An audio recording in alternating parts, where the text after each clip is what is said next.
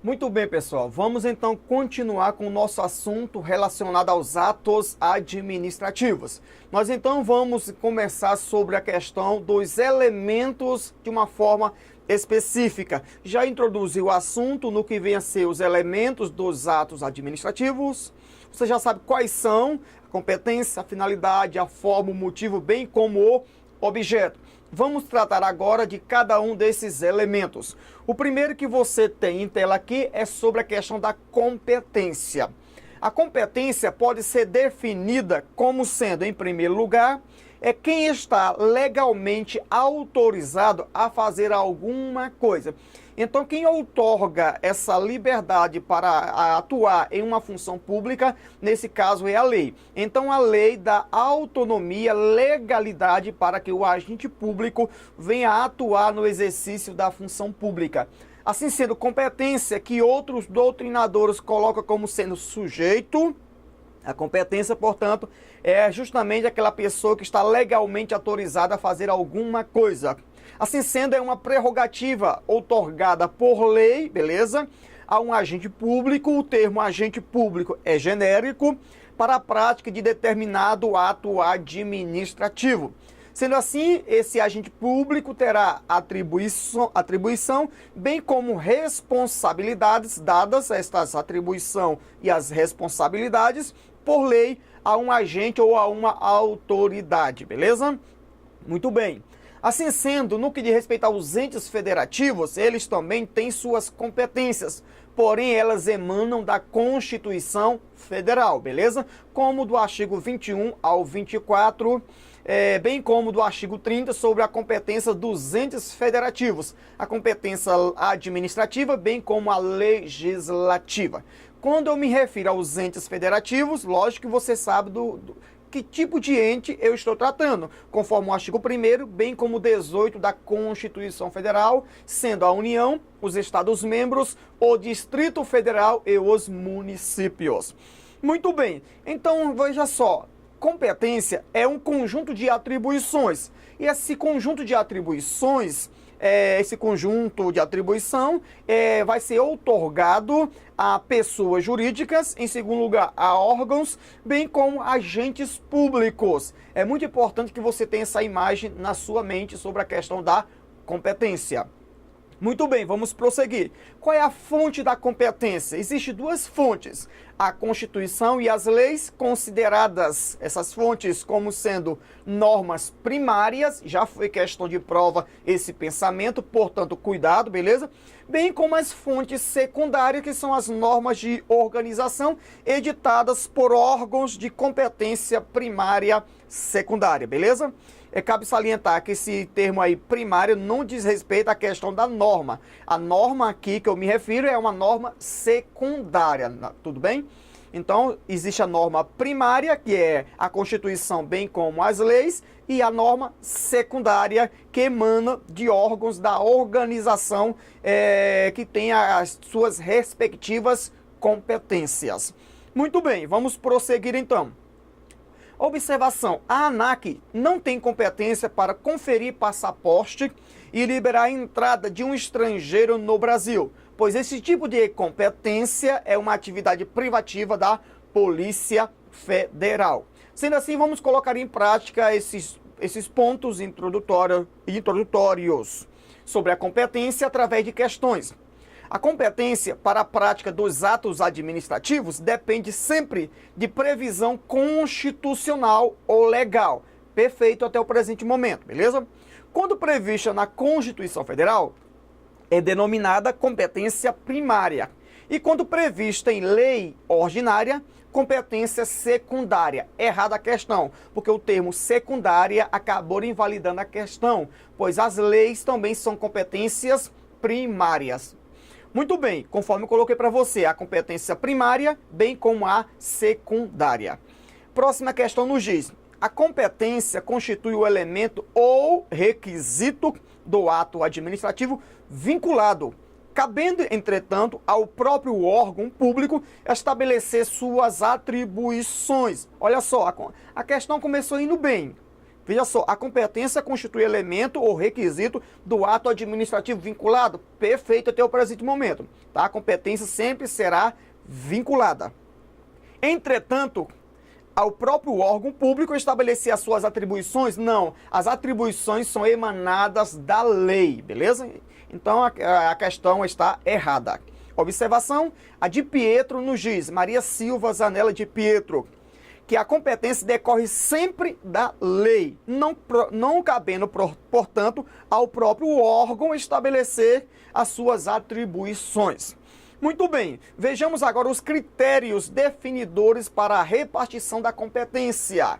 De que forma que a competência estará repartida, distribuída? Muito bem, primeiro, em razão da matéria, como é a questão dos ministérios. Cada ministério tem a sua respectiva função a ser desempenhada no interesse público, como eu coloquei aqui o MS, Ministério da Saúde, tem outros que você tem o conhecimento, como o Ministério da Educação, e entre outros nomes, no que diz respeito aqui, em razão da matéria.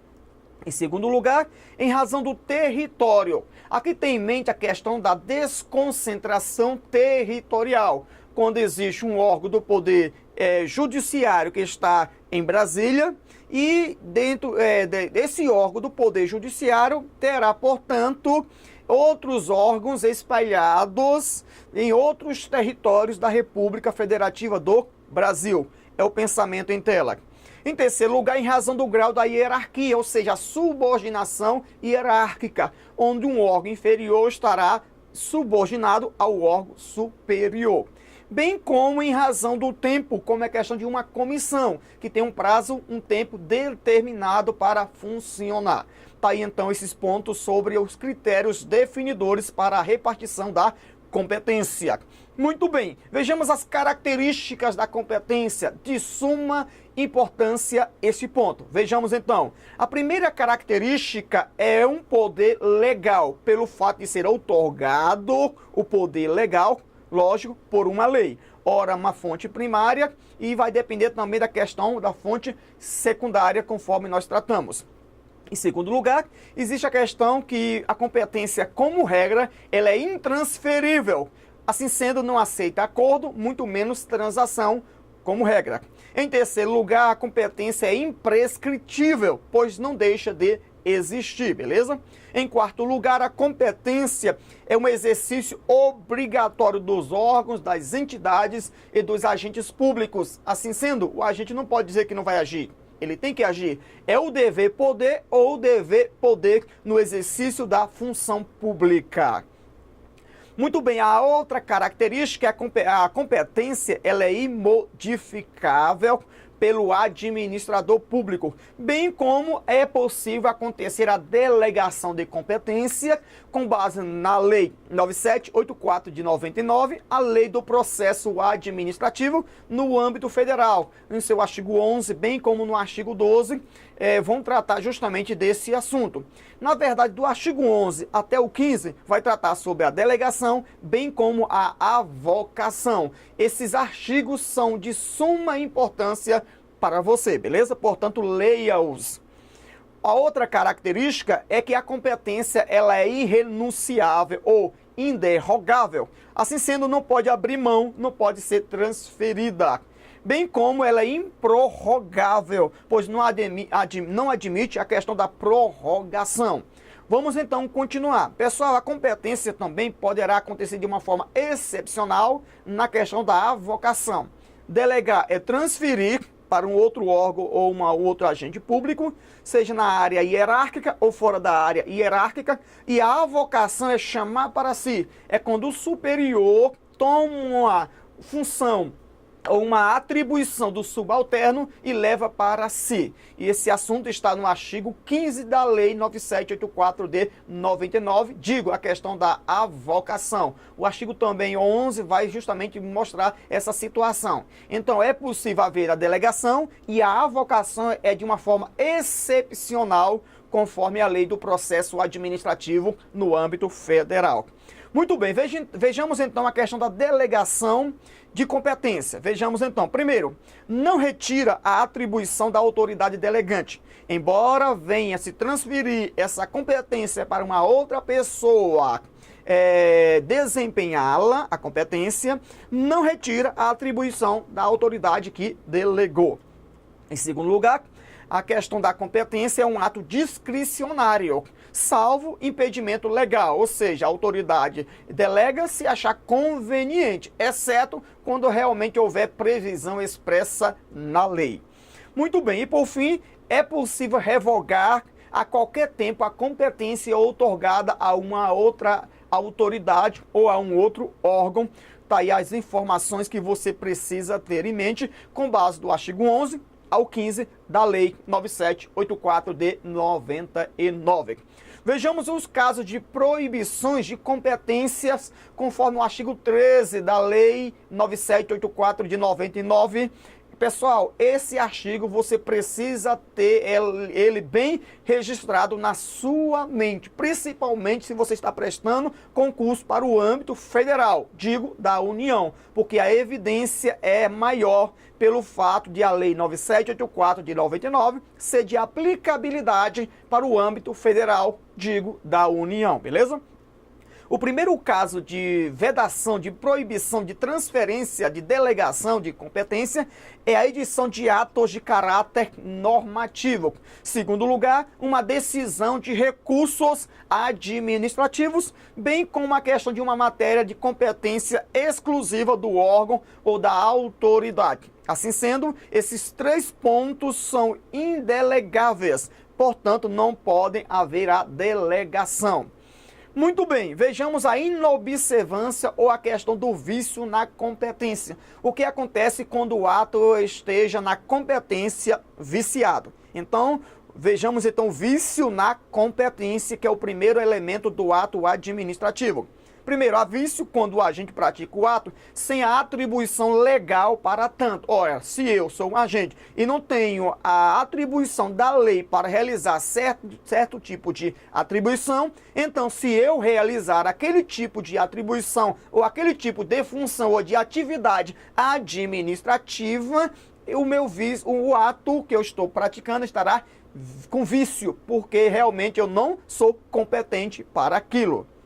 Assim sendo, há vício quando o vício poderá ser corrigido, sanado ou convalidado, melhor dizendo. Pessoal, como regra, é possível sanar, consertar, beleza, o vício de competência. Mas eu vou realmente aprofundar mais sobre esse assunto. Tá aí o artigo 2º da Lei 4717 de 65, que nos diz: são nulos os atos lesivos ao patrimônio das entidades mencionadas no artigo anterior, nos casos de parágrafo único, e o que nos interessa é a linha A que nos diz: a incompetência fica caracterizada quando o agente não se incluir nas atribuições legais do agente que o praticou, beleza? Vejamos então as consequências na questão do vício de competência. Primeiro, nulidade. Segundo, a invalidação. Terceiro, a anulação do ato. No que diz respeito à nulidade, o ato é praticado em desconformidade, em descumprimento da lei, beleza? Em desconformidade com a lei. Em segundo lugar, tem a invalidação, que é a retirada do ato do mundo jurídico para não mais produzir os seus efeitos, bem como a questão da anulação, que é a espécie de invalidação própria para um ato que é nulo. Tá aí então esses pontos importantíssimos para a sua prova. Vejamos as espécies na questão aqui de vícios na competência. Assim sendo, há vícios na competência quanto à pessoa, bem quanto à matéria ou ao conteúdo. No que diz respeito ao vício na pessoa, o vício pode ser de uma forma exclusiva ou de uma forma privativa.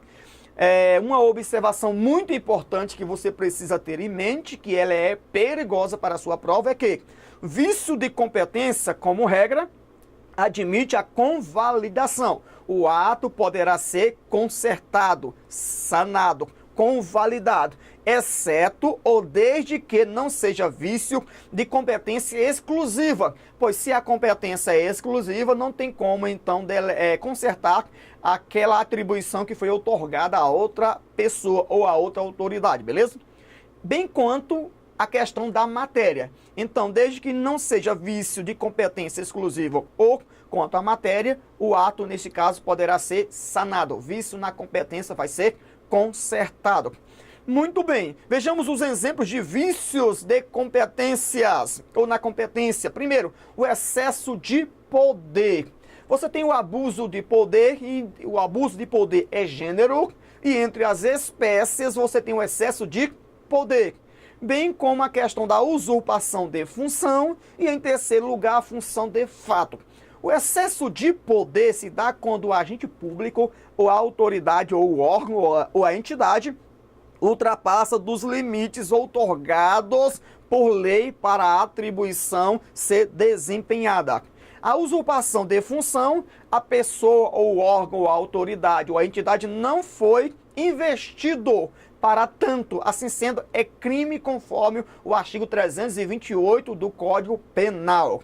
Bem como ingressar na função de fato é ingressar de uma forma irregular no serviço público. Porém, o ato será válido se houver boa fé por parte daquele que o praticou. Praticou o ato administrativo. Vejamos a questão da convalidação do vício de competência, embora já tratamos parcialmente desse assunto. Assim sendo, a convalidação, convalidar é tornar válido o ato, corrigindo ou sanando a sua ilegalidade. Segundo, só pode haver convalidação se o vício for sanável, conforme o artigo 55 da Lei 9784 de 99. O vício de competência é, em regra, conforme você já tem ciência, sanável, admitindo assim a convalidação, o conserto, exceto ou ressalvado competência exclusiva, bem como competência quanto à matéria. Está aí o artigo 55 em tela para você. Vamos colocar em prática, então, através de questões. A questão primeira nos diz: a competência é requisito de validade do ato administrativo e se constitui na exigência de que a autoridade, órgão ou a entidade administrativa que pratique o ato tenha recebido da lei a atribuição necessária para praticá-lo. Perfeita a questão. Próxima. Como o sujeito do ato administrativo é aquele a quem a lei atribui competência para a prática desse ato, os institutos da delegação, que eu tratei com você, bem ou da questão da avocação, não são aplicáveis no âmbito da administração pública. É errada. O não acabou invalidando a questão, porque entre as características da competência você tem a avocação e de uma forma excepcional, ou melhor, a delegação e de uma forma excepcional a avocação, beleza? Próxima questão. Pode ser objeto de delegação a outros órgãos ou a titulares subordinados a decisão acerca de recursos administrativos. Com base no artigo 13 da Lei 9784 de 99, damos a questão por errada. Beleza? Muito bem, vejamos o próximo elemento do ato administrativo, a questão da finalidade. Vejamos então a definição do que vem a ser finalidade. Pessoal, a finalidade é aquilo que se quer proteger, é o bem jurídico que se objetiva com a prática do ato administrativo. Em segundo lugar, podemos conceituar, entender, compreender a questão da finalidade como sendo aquilo que se pretende alcançar com a prática do ato administrativo, através de um órgão, de uma entidade ou através de um agente público. Em terceiro lugar, nós podemos dizer que a finalidade é o interesse público previsto em lei que deve ser alcançado com a prática do ato administrativo. Assim sendo, a finalidade é o foco, é o objetivo, é aquilo que o ato pretende alcançar. Nesse caso, é o interesse público que está previsto na lei. Muito bem, a finalidade é o objetivo, é o fim visado pelo ato de uma forma explícita ou de uma forma implicitamente pela lei. Muito bem, é o efeito jurídico mediato, ou seja, futuro, que o ato pretende alcançar. Cuidado com esse termo, mediato. Se o examinador colocar o termo imediato, apenas acrescentar uma letra aí nessa palavra, o I, a questão estará errada na questão do elemento finalidade. Portanto, tome cuidado com essa observação. Muito bem, e por fim, na questão do conceito aqui da definição, você pode perceber que o elemento finalidade, ele é sempre vinculado ou sempre regrado, beleza? Ok, vamos então para tome nota. Primeiro, finalidade. Você precisa ter que é um elemento que pretende, no que diz respeito ao futuro, de uma forma imediata, beleza? Alcançar o interesse, logicamente, um interesse futuro, um interesse público, sendo assim. Daí, então, você tem aqui sempre a questão do que o interesse será sempre público. Então, a finalidade, ela é imediata, o interesse a ser alcançado é futuro, e esse tipo de interesse é de uma forma pública. Muito bem, se o agente público buscar a finalidade diversa da prevista em lei, estará configurado o abuso de poder, que é gênero, na espécie de desvio de finalidade ou desvio de poder e torna o ato nulo. Ilícito e imoral será todo ato administrativo que não for praticado no interesse da coletividade, no interesse público, conforme o Manual de Direito Administrativo do Eli Lopes Meireles. Muito bem, vamos então. Exemplo de finalidade: o ato de remoção. O efeito imediato de deslocar o servidor de um lugar para o outro e cuja finalidade é atender à necessidade do serviço. Assim sendo, se esse tipo de ato for praticado de uma forma diversa daquilo que realmente está descrito na lei para esse tipo de situação, o ato então terá um vício na finalidade. Não confundir objeto, que é um outro elemento, com a questão da finalidade. Vejamos então. O objeto é o conteúdo, é o efeito jurídico imediato que o ato produz. É o resultado do ato. Já a finalidade é o objetivo mediato. Cuidado com esses dois termos, imediato e mediato, que o ato previu, que a lei previu para o ato. Assim sendo, a finalidade é o objetivo pretendido pela lei, bem como que a lei previu para o ato administrativo. Os dois termos é o termo mediato e imediato. Mediato para a finalidade e o termo imediato para o elemento do objeto. Observações. Ato praticado com inobservância ou vício ou desvio de finalidade. O que vai acontecer com esse ato? Primeiro, nulidade, invalidação ou anulação. Segundo, violação ao princípio da impessoalidade pelo fato de o agente público estar agindo com fim diverso daquilo previsto em lei. Ele estará agindo de uma forma pessoal, ferindo, portanto, o princípio da impessoalidade administrativa. Muito bem, configura a hipótese de abuso de poder. O ato será fulminado, beleza? Não admite a convalidação. Assim sendo, o ato será insanável. Não pode ser corrigido, não pode ser consertado, não pode ser convalidado. Como exemplo, remover um servidor com o objetivo de perseguição ou de punição. Não tem como consertar esse tipo de ato. Muito bem, vício na finalidade, você já tem ciência, há vício de finalidade, quando há desvio de finalidade ou desvio de poder, beleza?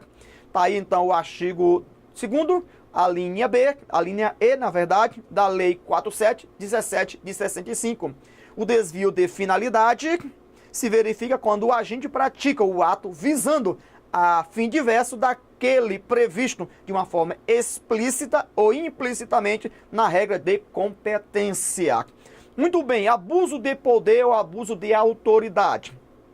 Você tem o excesso de poder, bem como o desvio de poder. Então, abuso de poder O abuso de autoridade é um termo genérico, amplo, e entre as espécies, de um lado você tem o excesso de poder, bem como o desvio de poder. No excesso de poder, há vício na competência. No desvio de poder, no desvio de finalidade, há vício no elemento da finalidade, beleza? Muito bem, desvio de poder é o que nos interessa, que é uma espécie do gênero, beleza?